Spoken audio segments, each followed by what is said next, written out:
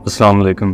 आज हम बात करेंगे कुरान के हकूक़ के बारे में कि कुरान के हम पे क्या हक़ हैं। कुरान मजीद के जो हम पे हकूक़ हैं, पहले सादा तरीन अल्फाज में समझ लीजिए। पहला हक़ ये है कि हम उसे मानें जैसा कि मानने का हक़ है। दूसरा हक़ क्या है? उसे पढ़ें कि जैसे पढ़ने का हक़ है। तीसरा हक़ क्या है? उसे समझें जैसे कि समझने का हक़ है। चौथा हक़ क्या है? उस पर अमल करें जैसा अमल करने का हक़ है। और पाँचवा हक़ ये है कि उसे दुनिया में फैलाएं जैसा कि उसे फैलाने का हक़ है। हुज़ूर ने इरशाद फरमाया, हुज़ूर ने हमें मुखातिब किया है, कुरान को तकिया ना बना लेना। तकिया पीठ के पीछे होता है, यानी इसको पीठों के पीछे ना फेंक देना। और तकिए पर इंसान सहारा लेता है, इसे सिर्फ अपना ज़हनी सहारा ना बना लेना कि हमारे पास बड़ी शय है, बस। इसका हक़ अदा करना। इसका हक़ क्या है? इसे पढ़ा करो जैसे इसे पढ़ने का हक़ है। रात की घड़ियों में भी और दिन की घड़ियों में भी, रात के औकात में भी और दिन के औकात में भी। वस्सू हो, उसे आम करो और फैलाओ।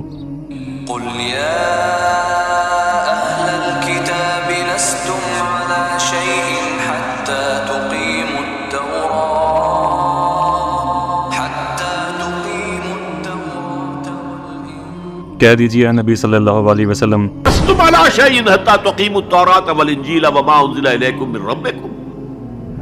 तुम्हारी कोई हैसियत हमारी निगाह में नहीं है। तुम्हारा मुंह नहीं है कि तुम हमसे दुआ करो जब तक कि तुम तौरात और इंजील को और जो कुछ नाजिल किया गया तुम्हारी तरफ कायम नहीं करते। आज अल्लाह हमारी दुआएं नहीं सुनता। 30-30 लाख जाकर हज करते हैं। दुनिया के हालात में कोई ज़रा बराबर फ़र्क आता है? अव्वल तो हराम की कमाई से हज हो रहा है, जो हज है नहीं सिरे से।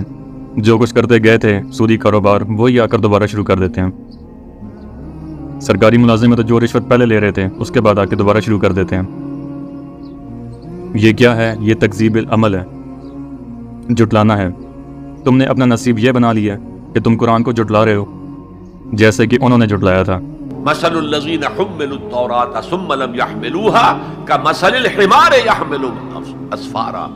उनकी मिसाल उन गधों की सी है जिन पर किताबों का बोझ लाद दिया गया। गठड़ी बांधकर गधे के ऊपर रख दीजिए, क्या वो वाकई मुंतकी और फलसफी बन जाएगा? ये मिसाल अल्लाह दे रहा है। और ये मिसाल क्यों दी गई है? इस आईने में हमें हमारी तस्वीर दिखाई गई है।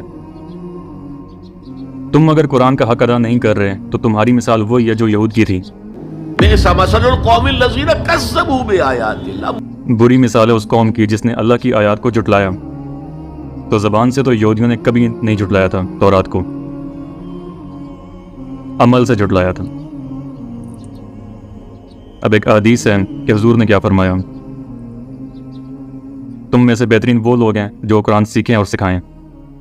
हज़रत अली फरमाते हैं, मैंने सुना अल्लाह के रसूल सल्लल्लाहु अलैहि वसल्लम को ये कहते हुए कि अनकरीब एक बहुत बड़ा फितना रूनुमा होगा। हज़रत अली फरमाते हैं, मैंने अर्ज़ किया, ऐ अल्लाह के रसूल, ये फरमाइए उस फितने से बचने का, निकलने का रास्ता कौन सा होगा? तो सुनिए हुजूर की ज़ुबान से कुरान की बातें। किताबुल्लाह, फितनों से बचाने वाली अल्लाह की किताब। इसमें तुमसे पहले जो थे उनकी भी खबरें हैं। कौम लूत, कौम आद और कौम समूद और कौम मदियन और आले फ़िरौन और सदूम और अबूरा की बस्तियों के हालात हैं इसके अंदर। इसमें तुम्हारे बाद जो आने वाले हालात हैं वो भी दर्ज हैं।